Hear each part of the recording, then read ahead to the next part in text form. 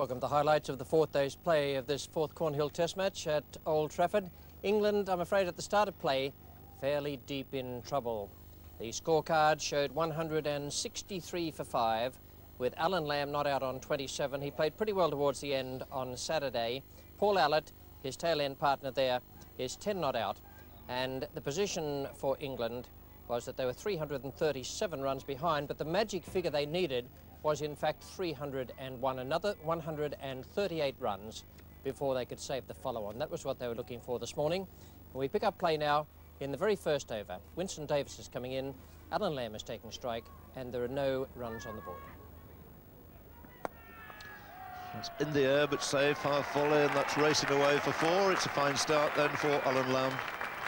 Just about to sneak over the ropes before Larry Gomes can move across there.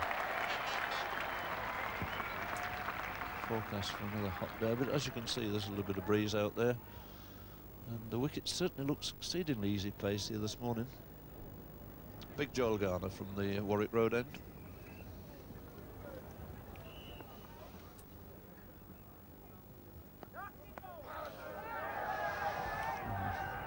Very sore that as well.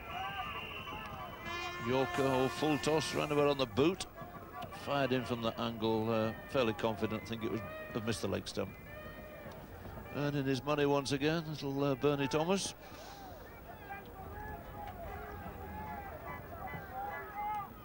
You've got to be a bit lucky to get through this tour series unscathed, haven't you? One in hospital, one with a broken arm, and Allett's in trouble now.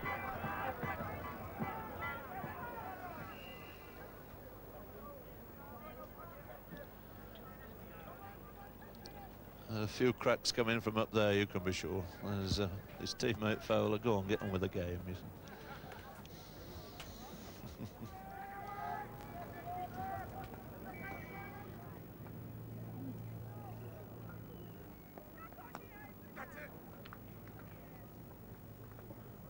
think there was a shout of catch it, but it didn't seem to go within 5 yards of anyone out there. I think Joel had forgotten he'd pushed his short leg back.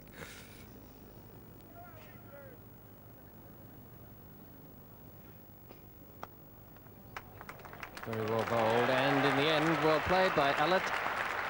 He's got 4. I keep seeing in the old cricket books photographs of the draw shot, where the old-timers would delicately lift their foot and clip the ball away behind square. This can't be very far away from it. Roger Harper is the first change here this morning.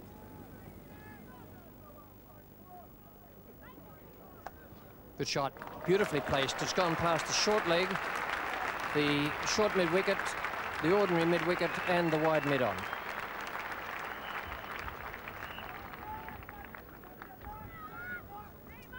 Well, nice gentle full toss here.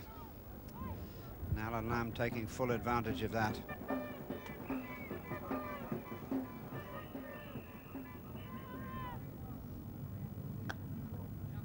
And there's a single there to him, and Alan Lamb has his 50.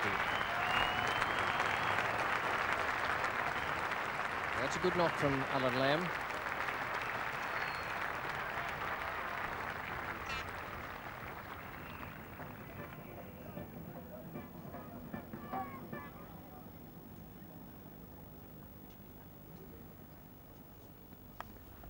Quite safe. It was a good shot, in fact. It's quite often employed against the bowlers who pitch short outside the off stump, deliberately hit away over the slip or gully area. And sometimes a fly slip is needed down there.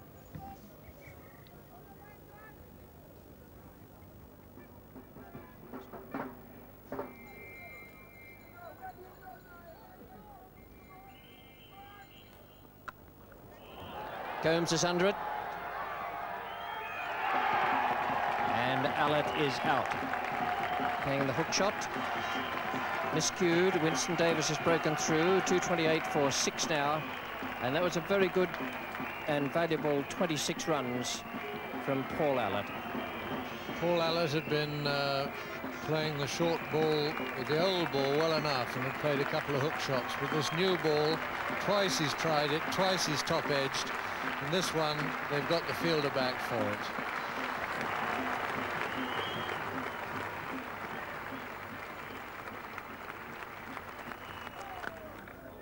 Ooh, that's a good shot.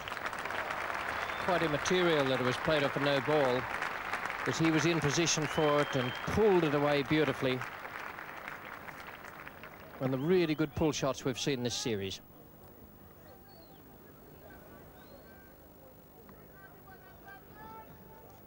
This is Davis again. And that was nearly another tremendous effort behind. Nearly a combined effort there by Dujon and Lloyd. Well, this was a very quick ball indeed. It's gone down very short, and Allan Lamb has started to duck. Then he realised it wasn't getting up. It's whistled out there. Dujon's punched it into Clive Lloyd. Clive Lloyd's had 2 grabs at it, but it's found its way down. So they've gone pretty well here, England, this morning. It's been an exceptionally good fight back. Full marks to Allett for his 26, but the innings of the morning so far going to Allan Lamb. He's on 72, and the one hope that England can avoid the follow-on. This is Holding versus Lamb.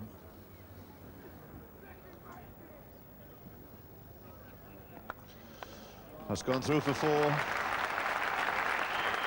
Good on drive, fully through the bat at that one. And Lamb marches on to 76. Already made 2 very good hundreds.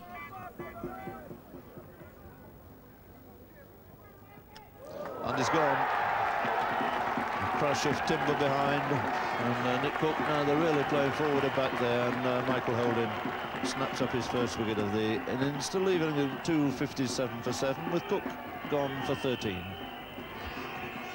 Perfect length ball, this. Michael Holding again getting the ball just a little bit fuller in length than he's wont.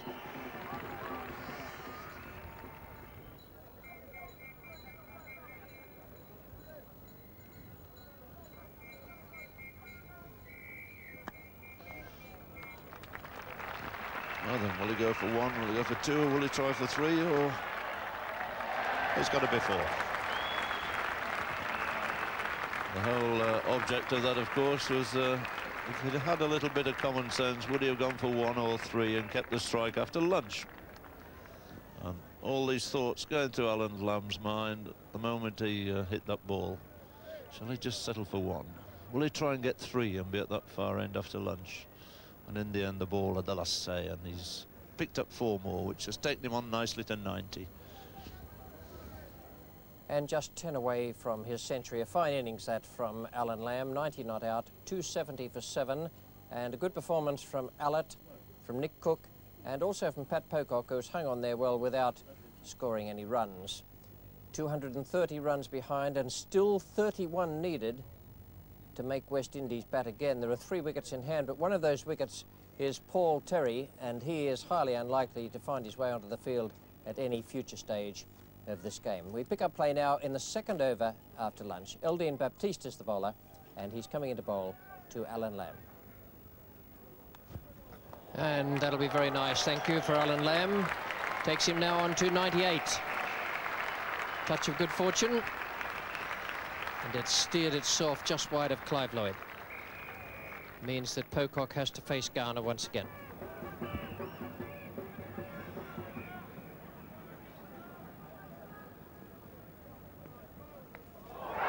That's comprehensive enough. Pat Pocock wasn't behind that one. It's one of the few he hasn't got behind. It was just a good length delivery. And Garner has demolished his castle.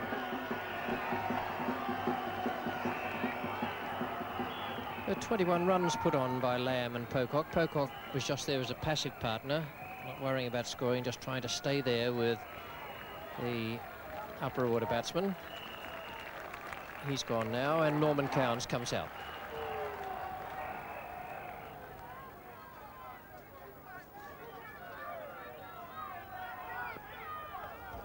Too late, too late. Garner has done it. The off-stump cartwheels back again in the most conclusive manner possible. And Cowans goes, but will Terry come out? The question now of whether young Paul Terry will make it to the centre, because that is over, and there may be no need at all for Terry to face a ball. Lamb could reach his 100. High drama and pathos here at Old Trafford. Malcolm Marshall came out to give Larry Gomes the chance of a century at Headingley. Now we may see a different style situation here. Terry will have to bat right hand, the same as Marshall. But if faced with the job, then he might even turn around and play at it as a left-hander. That would be the more sensible thing to do. He would find it much easier to do that. Anyway, in the meantime, it's going to be Allan Lamb. He's going to face the renewed attack from the Warwick Road end. And it is a change in bowling.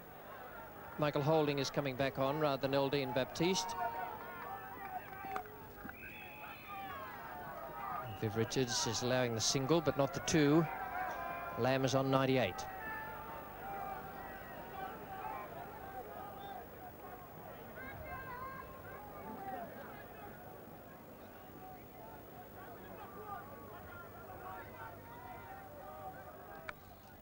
And he's got it away. He's got to take two, and will do so. 100 to Allan Lamb. He's the first man in the history of Test match cricket to score 3 centuries against the West Indies in a series in this country. Allan Lamb looking at the dressing room, seeing if David Gower is going to call them in or leave Terry to bat. England needing 21 now to save the follow-on. Quite a situation.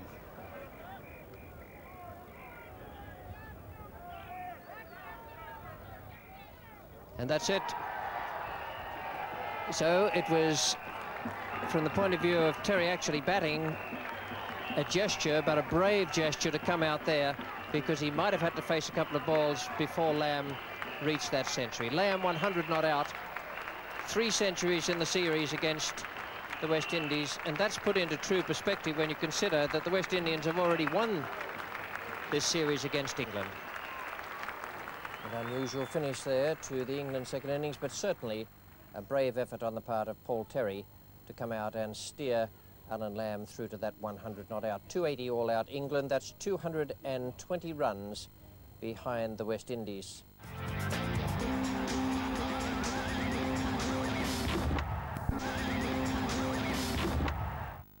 So England now set out on the long haul. They had 86 minutes to bat up to tea, and then another 2 hours to try and survive through to the scheduled time for drawing stumps. No easy effort, I can tell you. And here we are with the very first ball of the second innings. Graham Fowler is taking strike, and Michael Holding is the bowler. Ooh, I didn't like that too much. That wasn't all that short, and it still went through shoulder height.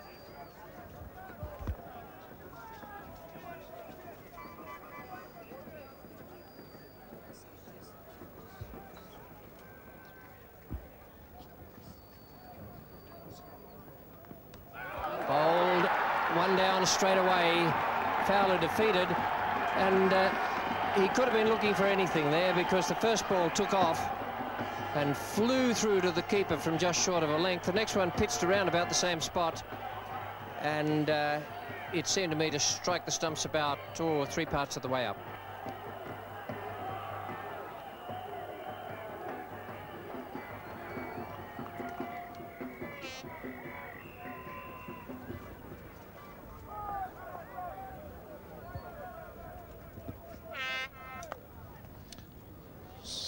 Danton will be quite anxious for that run.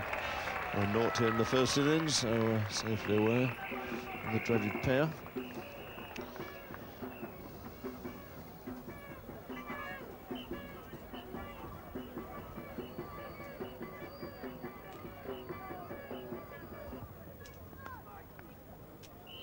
It's caught the outside edge. It's gone through Garner in the gully, so it allows Chris Broad to get off the mark.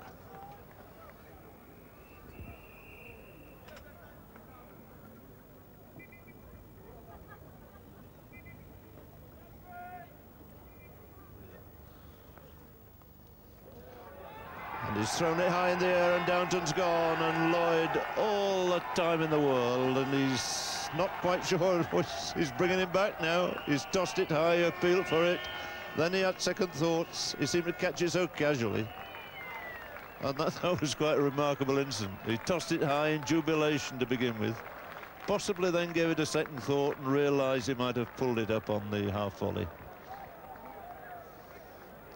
Well, a noble gesture from Clive Lloyd.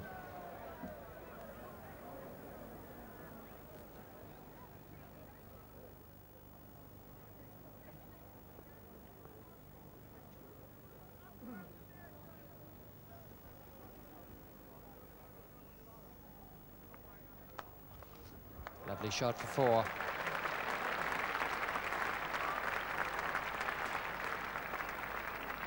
Well, that was absolute copybook stuff. I think even Len Hutton would have approved of that. The balance and the head position, the straight swing of the bat.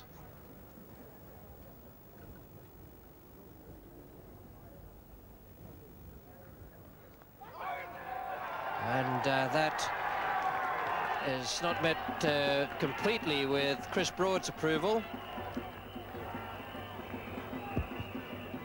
Well, this ball coming in on a very wide angle, and of course the problem is that Chris Broad took his bat away from the pad completely, so I think he will be judged not to have played a stroke.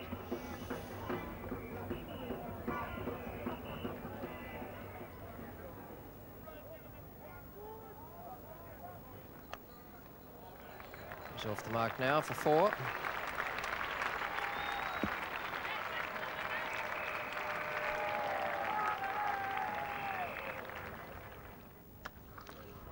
That's a remarkable shot. Looked for all the world when he started to play. He was going to put that square on the offside. Finished it up, hammering it past the bowler.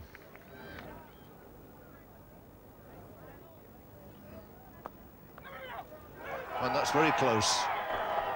It's a brilliant piece of work. Well worth seeing again. It's gone back. And up go the West Indies. Interesting decision. A very close one, and I would suspect a very good one from Harold Bird.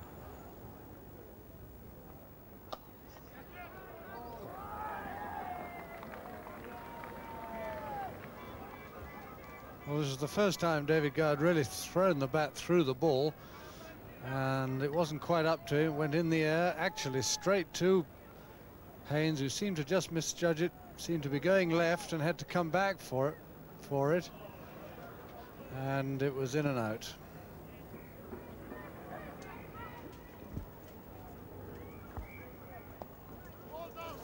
That's bad luck. Paul Downton has defended so dourly out there, and it's worked so hard. It's always a pity when you're out playing on, and when the ball in fact just trickles onto the stumps. Well bowled, Roger Harper. Second wicket for him. He's given a good performance in this match so far.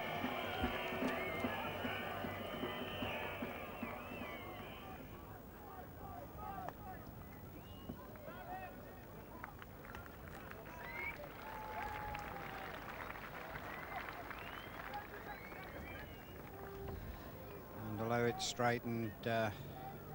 Alan Lamb still in good form, had time enough to get right back on his back foot.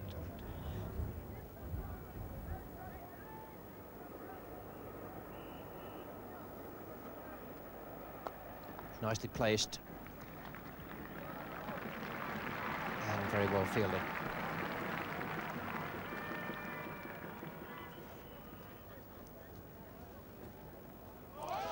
Oh, well bowled. So a third wicket for Harper. Lamb goes this time after that great 100 in the first innings. He's gone for 9, and it's 99 for 4. Yes, I don't think there's much doubt that this He was going down the leg side, just brushed the pad and straightened it out, and just clipped the outside edge of the leg stump.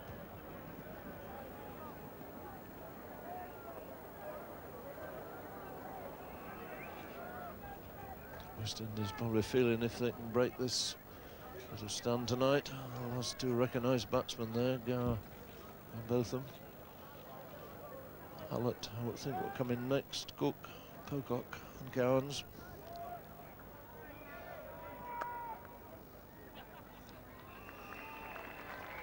So the 100 finally comes up for England, but they've lost 4 wickets reaching it, and we're into the 48th over. England still need another 120 runs.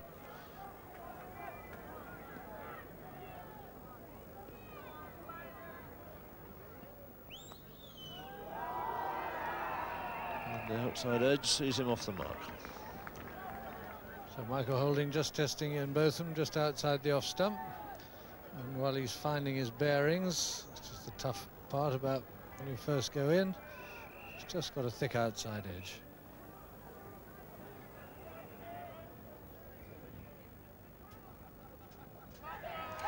And he's asking and he's gone, and Botham's out. Caught at short leg, fairly simple chance there. 101 for 5, and possibly the last hope for England departing with Ian Botham there. It's another wicket for Harper. 4 now out of the 5 have fallen to the off spinner. All credit to the bowler here, Roger Harper. He's got it up in the air. He's done Ian Botham in the flight. He's found himself pushing forward at a ball a bit short of a length. Turned, clipped the inside edge of the bat, probably onto the pad. And he's given himself out.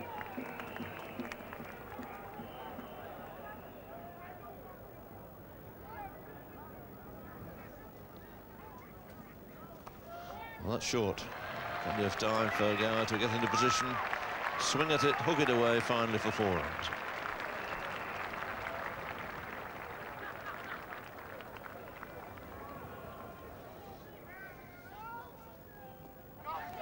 How's that? So was another half chance there. Desperate dive there by Haynes. It might just have stayed in and probably bounced out when he hit the ground. Looked to be another bat pad catch there.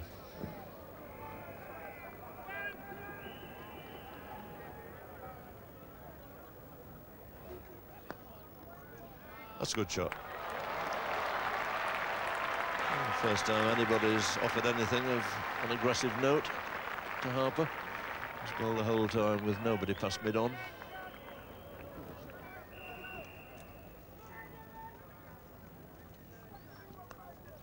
It's a neat deflection. Just flicked that away, timed it quite nicely for a single.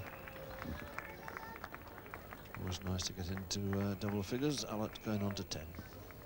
No more runs added, and England finished the day, the 4th day of this Cornhill Test, at 120 for 5. 100 runs behind and needing that many to make the West Indies bat again. David Gower, 43 not out, played really well today. Paul Allett, 10, batted with all the courage and determination he showed earlier, but there's not much left there with due deference to the England tail. The situation in this match then is rather desperate for England. They're 100 runs behind. They have 5 wickets in hand, but one of those wickets is Paul Terry, and I doubt very much if we'll see him again tomorrow. Well, there have been a lot of highlights in this game. Many of them have been produced by the West Indians, and it has been a very good match as far as Clive Lloyd is concerned. But for Allan Lamb today, it was a tremendous performance. In the 2nd Test match at Lord's, he made 110. In the 3rd Test at Headingley, he made 100, and I thought that was the best innings I've ever seen him play. I doubt if this one at Old Trafford was as good as that, but it is still a very, very fine performance, 100 not out, and he's the first England player to make 300s in England in a series against the West Indies. Dennis Amos did it in the Caribbean in 1973-74, but a fine performance that from Allan Lamb.